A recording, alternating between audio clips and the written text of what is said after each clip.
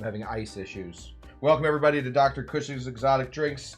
I am Dr. Cush. It's fine now. Welcome. We're back. We took a Tuesday off.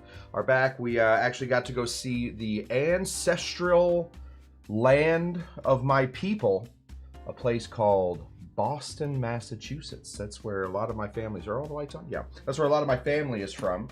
So I got to go see that for less than 24 hours. Listen, I think that's all you need of Boston. It was 115 degrees out there, and now I'm back in LA, where it's chilly compared to Boston. So I figured we would do a Boston cocktail today, but we have done the most famous cocktail on here. I think we've maybe done it twice at this point. The most famous cocktail that comes from Boston called the Ward 8.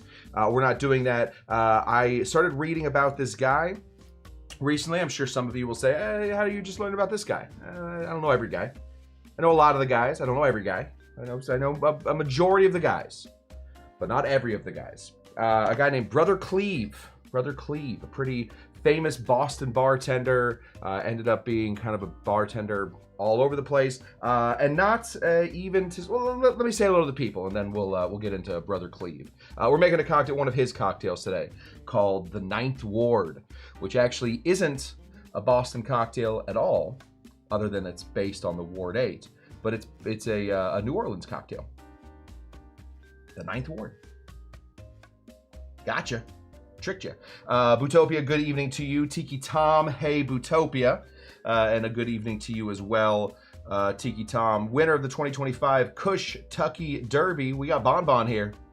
Everybody.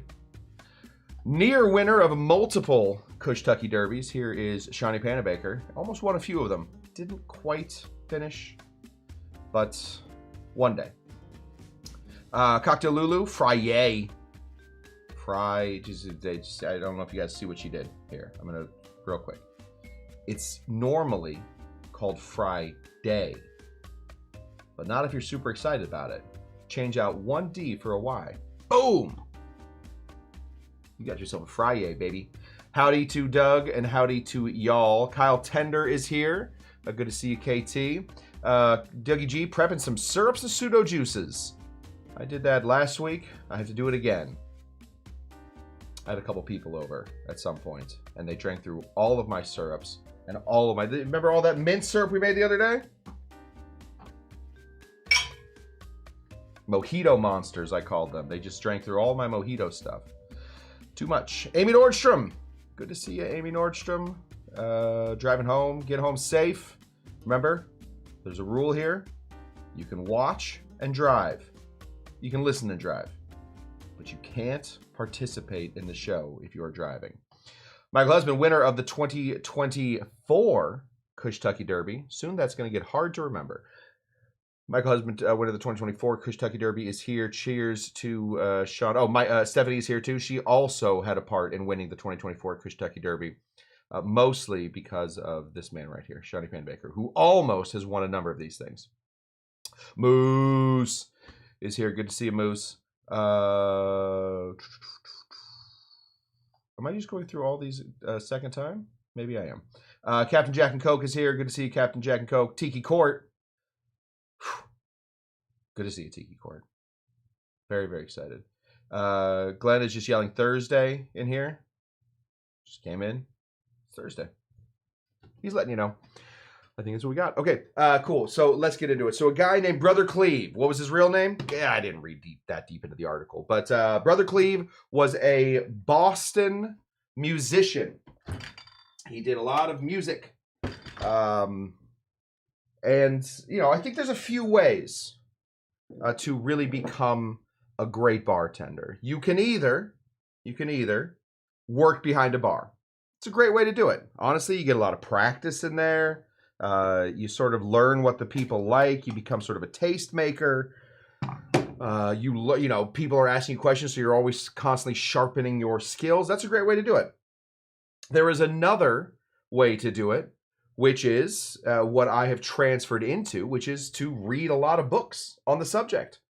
Go out, find every book, you know, in every town you're at has a used bookstore, Every used bookstore will have some poor bartender that has given up the craft, that is now trying to move out of state, so they're selling their bar books. You can always find a couple good, interesting bar books in all of the used bookstores. That's another way to do it. There's a third way to do it, and this is the way that Brother Cleve went. Brother Cleve was a traveling musician. He was a DJ. I guess he played a couple instruments. He was all over the place. And where, if you're a musician, do you play mostly? Mostly play in bars. So while you're waiting to go on, or while you're sort of hanging out with the staff, we hung out with a lot of musicians. We had live musicians. We would hang out with the live musicians. We would hang out with those guys, and you chat. You drink the drinks. You kind of learn the stuff. From there, maybe at your own place, you pour some drinks. Maybe you buy a couple cocktail books, but you truly become a connoisseur of all of the. We're going to do a little bit of. There we go. We're going to do a little bit of round ice today. We haven't done round ice in a while, so we're just going to temper this. That's what we're doing. You become sort of a connoisseur of cocktails by just drinking them, by hanging out with bar people and drinking them. It's kind of how he did it. I don't know if he ever did actually tend bar at a bar. It didn't really say in the few articles that I read. But anyway, a kind of an interesting way to do it. So he's actually spoken, I guess, a few times at the Tales of the Cocktail, which is, for those of you that don't know, this is a pretty big cocktail convention. It's like Comic-Con, but for cocktails. There we go. We're just going to get that going real quick. Make sure we're all lined up so we don't have a wonky looking ice circle. I'll put this off the side so we can all watch that go. Okay. Anyway, so this is a Brother Cleve cocktail. Basically, in 2008, he was heading out from Boston to go to New Orleans to talk at the Tales of the Cocktail, and he thought, maybe I'll bring a little like Boston flair. Hey, I can do a Boston accent. Trust me. I just got to think of my grandmother, Scotty, stop it. No, I'm not gonna try it. Okay. Anyway, he thought, hey, what if I did like a Boston situation? So he thought about what New Orleans had, thought about what Boston had. He sort of slammed the two together to see what he could do. He threw a little bit of we call it a bartender ketchup in there, and by the end of it, he had kind of an interesting sounding drink, the Ninth Ward, based on the famous Boston cocktail, the Ward 8. So let's get into it.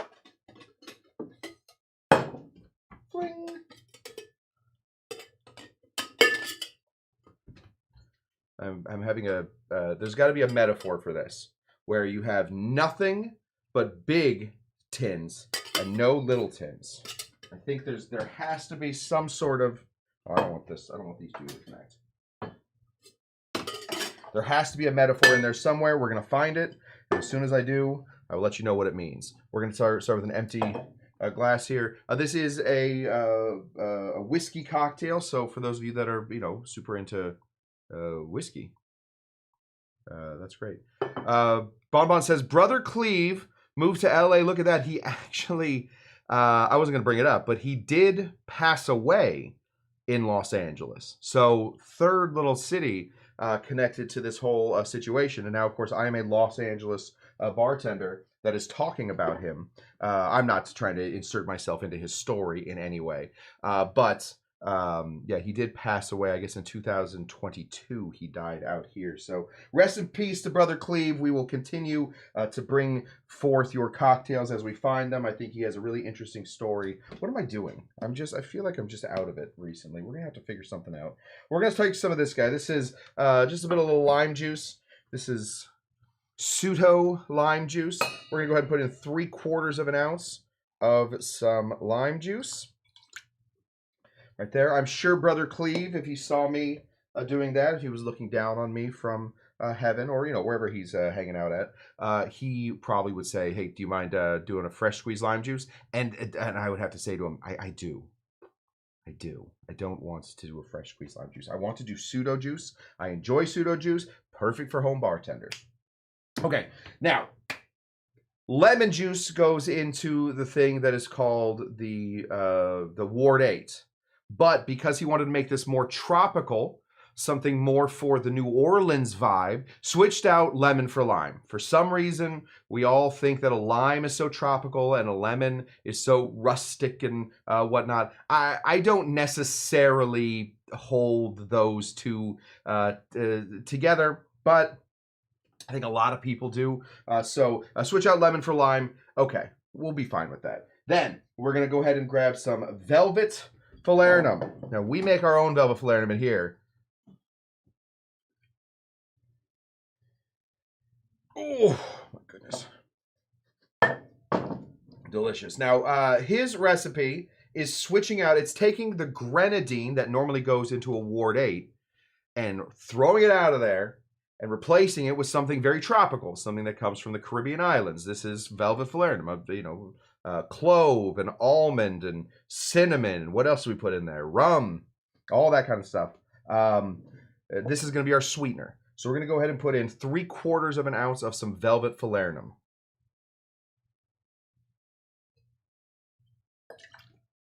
Because I fat washed this and made it so velvety, I do have to put a touch extra in every time I do it. So if you watched me put in like 1 full ounce of velvet falernum, just know that wasn't me being a bad bartender and overdoing my pours. That was me being mindful of what I have in front of me. Now, when have we ever made falernum? What? Didn't we do a whole show on falernum? How did I make this? I don't think I would have just made this by myself. Dang it. Did I do that by myself? Does anybody remember us making falernum? Please tell me, because right now I'm having vivid. First of all, let me just check and make sure that this is falernum and not just some other yellow liquid that I put into a bottle and then marked velvet falernum. I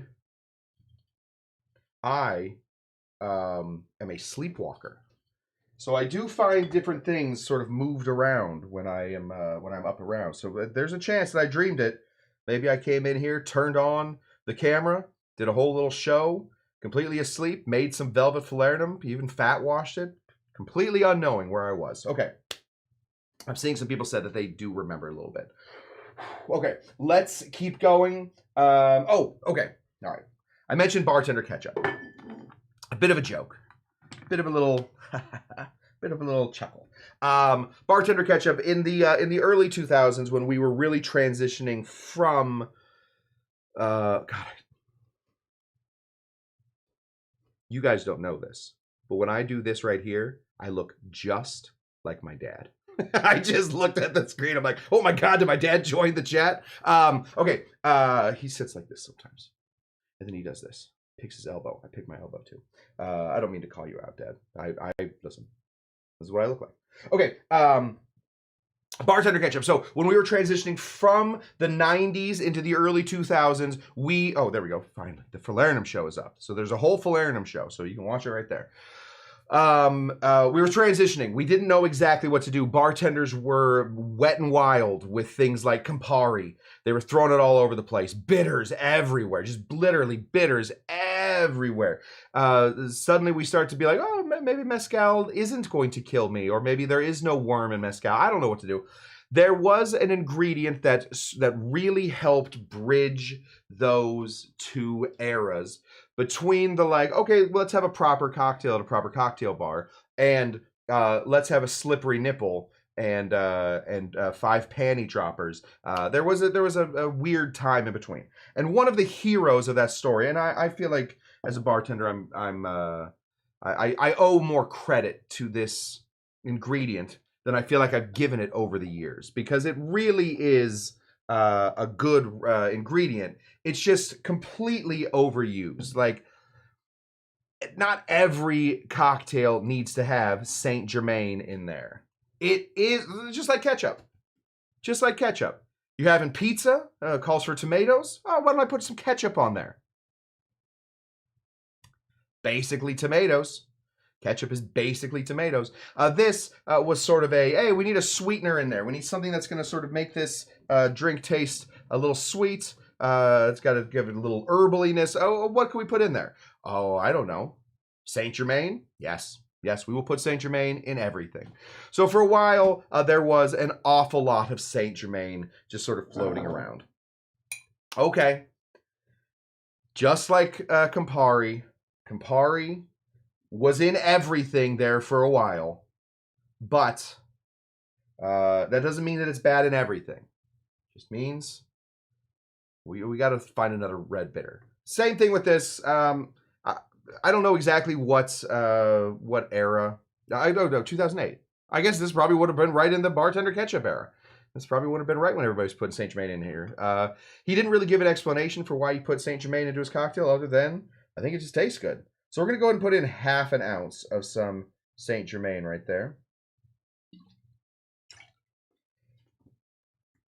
I don't use a lot of Saint Germain. I do feel like it is kind of a crutch. I try and look for other things to put into cocktails, but that's just me being a little biased towards it. I don't think that's fair to the Saint Germain people, because for a while, every crappy bartender on earth had 5 different Saint Germain cocktails. You probably go through one of those things 3 times a week because every bartender was like, oh, what if we did an East Side? But okay, well, hold on. With Saint Germain. Ho, what a genius. He's a genius. Oh, that was just sound thing worked. I would give him claps. Let me see if I can give him claps real quick. That old genius bartender that we were talking about. Gotta get out of here. 1 second. Then I gotta go to crowds. There we go. So I'm gonna do it again.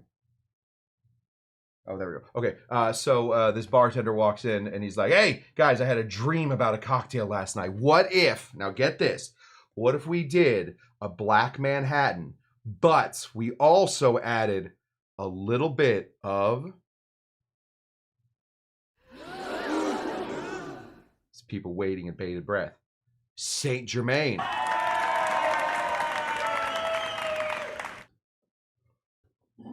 That was everybody for a while. Did I put it in? I must have put it in. Okay.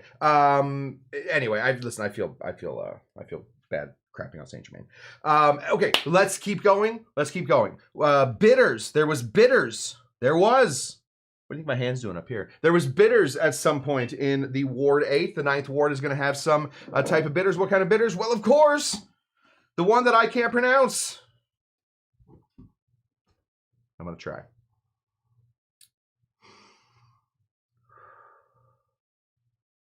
Peychaud.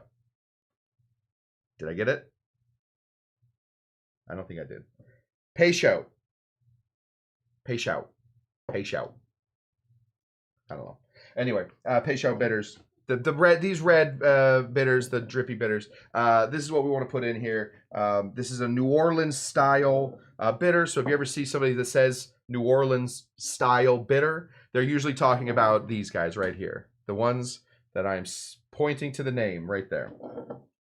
I just can't have Frank come in here and yell at me ever again. We're going to be putting in 2 dashes of some of these types of bitters, these New Orleans style bitters. Make sure to spill it on the bar if you can. Just whatever you can do to spill a little bit of this very, very staining liquid on your bar. Make sure you do that. And then if you do that, definitely, and this is very important, do not have a towel anywhere near you. So it's definitely going to get on your hands. It's definitely going to get on your shirt. You like this shirt, so you don't want to get it on your gray shirt. You only have 1 gray shirt. 3 black shirts, 1 gray shirt. That's what we got. Okay. We're cooking with gas, my friends. Let's get into the next ingredient. We don't do a lot of whiskey on this show. I like whiskey just fine, but I think oh, did I knock this at some point, or is it always... Why did nobody tell me how crooked this looked? Oh gosh, guys. Okay, that's a little better.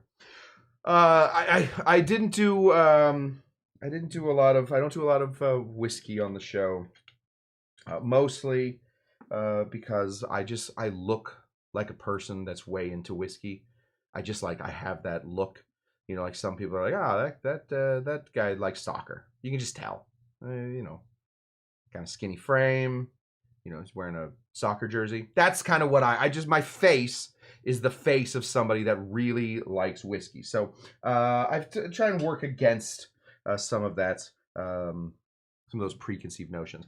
So we're going to be throwing in a little Westland whiskey. This is an American single malt. I'm not exactly sure how they can call it a single malt, although it probably is malted all at one place, but it's kind of a Scotch tasting stuff, which does mean that my wife and Kyle are both not allowed to have it. Neither one of them are allowed to have Scotch. They both get in fights on Scotch. We're going to go ahead and put in 1.5 ounces. Technically, a bourbon would be better, but as I look down at my collection, I realize all my bourbon has been drank. I don't know where it all went. Gosh, we're so close. We are so close to having this ice done, but it has really been going. It is not being cooperative. We have a shaking ice, though. Just a little garbage ice that we have from making ice. We're going to throw that in here.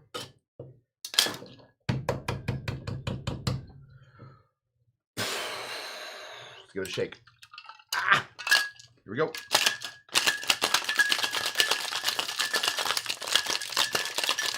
Oh, right. 1 second.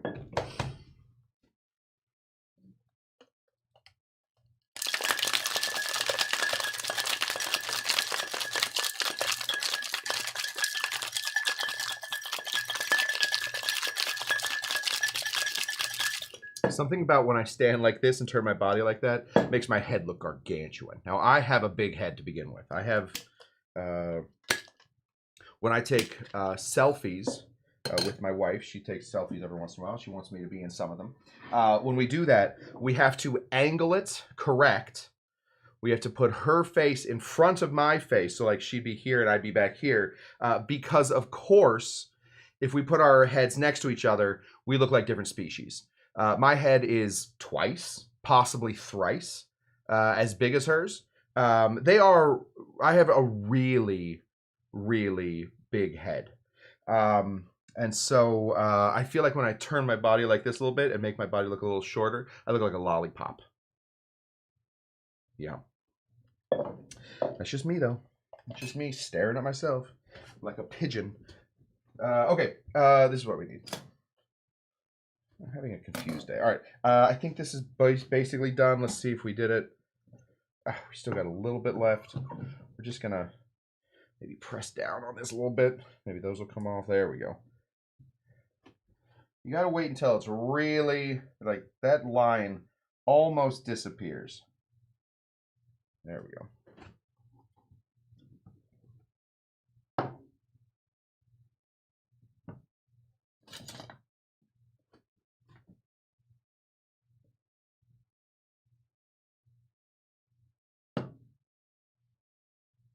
There we go.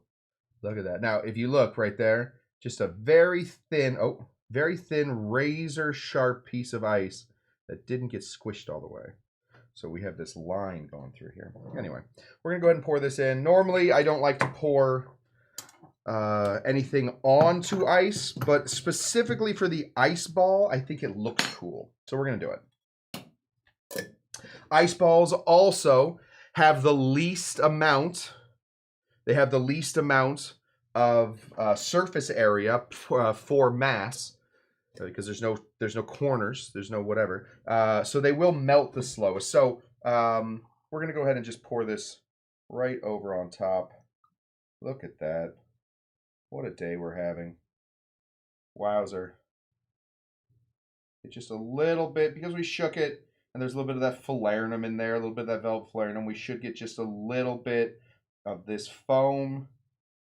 Don't stop pouring. If you see foam, listen, let me bring it in here. If you see foam at all coming out of your cocktail, definitely take your time pouring the rest of that cocktail. You're going to want all of that foam. That foam is some of the good stuff. That foam is going to give it sort of a fresh look. You know, it's like you get a beer, you think, hey, you know what I want? I want a beer.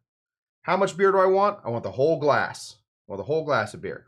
They hand you the whole glass of beer, and there's no foam on top of that beer. You're not going to like that beer. That doesn't look like a beer. That's cheating. It's cheating. You want some of that foam on top. Some of that, they call it head. We don't call it head here. We just call it a little foam. You want that. It makes the cocktail look fresh. Does it really change the cocktail flavor? Not really. Not really. I mean, obviously, bubbles taste a little different than non-bubbles. But you know, in 2 minutes, all that foam will be gone. But when you put it out there, you look like a real pro. Foam is like fried chicken. Skin is the best part. I'm gonna go with foam. I know that later he tried to add foam, but I'm not going to accept that change. I'm gonna go with foam is like fried chicken. Skin is the best part.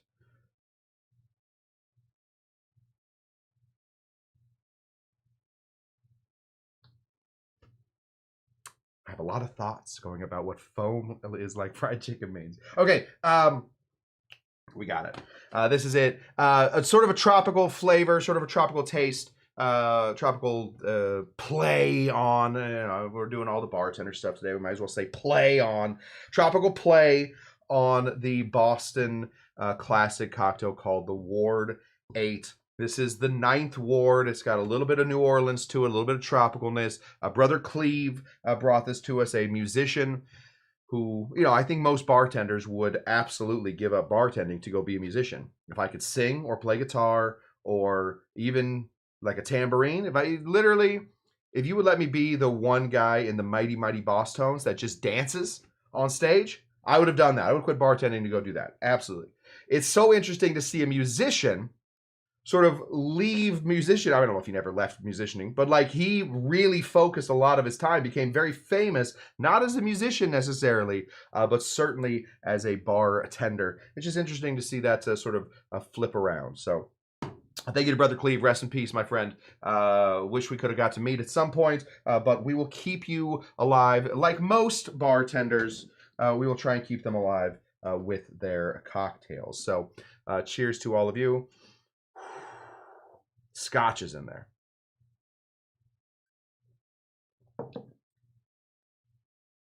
Oh, that's lovely. Why did I turn into a British lady?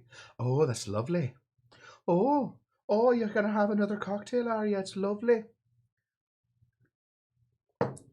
Very nice. A really, let's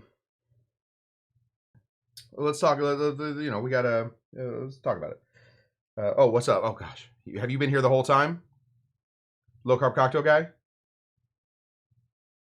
I don't know. I feel like every time I try and mention the Louisiana style or the New Orleans style bitters, you just like pop in. Let's talk about it, shall we? Saint Germain. The falernum that we put in there is sort of covering up the Saint Germain. So I don't know if Saint Germain is necessarily the right choice to put in here. Certainly not the wrong choice. I'm not getting an overwhelming feeling of drinking in 2007 when every single cocktail was called the Indian Summer and they all had Saint Germain in their summer. I'm not getting a lot of that Saint Germain-ness in here. It's only half an ounce, just really a little sweetener. I think you probably could have just done like a rich simple syrup in here, or like a demerara simple syrup in here, or even you know, keep part of the classic bits of the Ward 8 and threw a little grenadine in here, like a homemade grenadine in here. Probably would have given it, you know, the I'm gonna try it again. The Peychaud. Peychauds. The bitters makes this red. So maybe, you know, you don't want red grenadine mixing with the red Peychauds. I said it wrong again. Mixing with the bitters.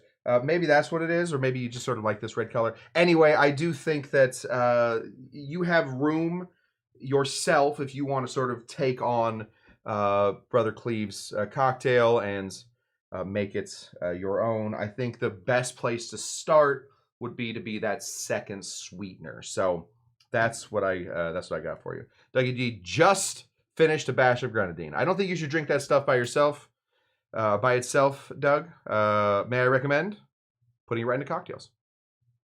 My friend, oh gosh, my friend Marshila. Marshila. Sorry. There must have been something else that happened.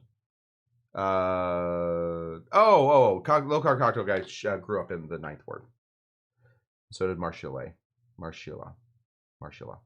Got it. Born on caffeine and well, I'll let you dox yourself. Cheers to you guys. Honestly, a great drink. I don't think that Saint Germain is necessary in here. I do think that the whiskey mixed with a little bit of the falernum, the lime juice is nice. It does have that liminess, not the lemoniness, so it's a little brighter. And then the Peychaud bitters kind of do good work on this. Let's see if we can fix that Saint Germain issue that we have. Okay, that's what I got for you guys. Hey, what do we do? We hang out here at the bar. When do we do it? Tuesdays, Thursdays, and Saturdays. What does that mean? Next show is Saturday. We're going to be here on Saturday. What are we going to do on that Saturday show? I don't know. I'm working pretty hard right now on my seminar for Tiki Oasis. I believe those tickets have gone on sale. So if anybody's just like, wants to go out and buy Tiki Oasis seminar tickets, you can do that.